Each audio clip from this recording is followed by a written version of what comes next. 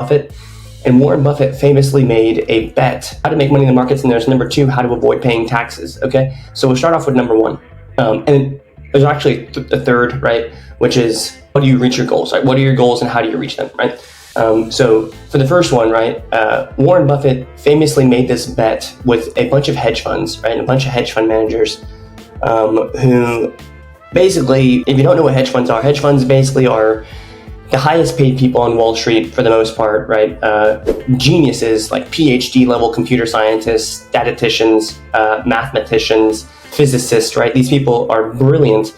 They have the highest level technology. They went to Harvard, Yale, Princeton, Stanford. They are just, the epitome of privilege and wealth.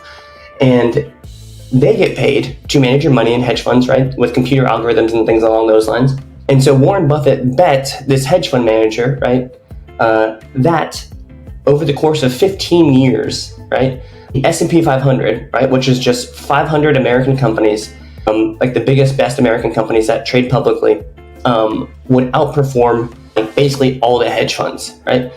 And by year 8, right, so they bet them over 15 years. By year 8, the S&P 500 outperformed so drastically that the hedge fund manager gave up, right? He just seceded, right? He was just like, Warren, you win, right? So he ended up giving like $1 million to like the charity of Warren Buffett's choice, right?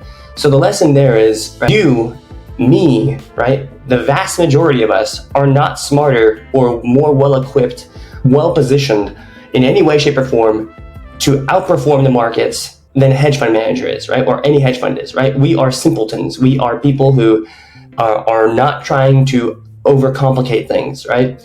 That might be rough, right? But if you can admit that to yourself, then you position yourself to outperform. There's a statistic, right?